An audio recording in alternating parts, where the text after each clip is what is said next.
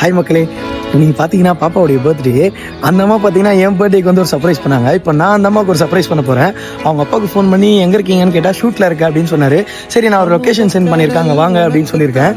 அந்த அம்மாவை கூட்டிகிட்டு வர போகிறாங்க. லைவாக என்ன ரியாக்ட் பண்ணுறாங்கன்னு சொல்லிட்டு நீங்களே பாருங்கள்.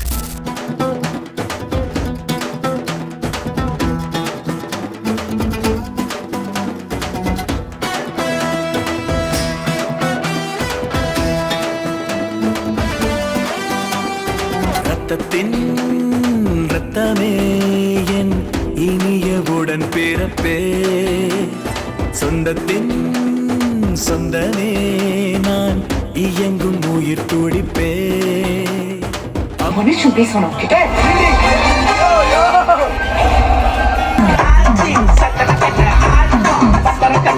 புதைத்தாலும் செடியாக முளைத்தாலும் என் வாசம் உனக்கல்லவா.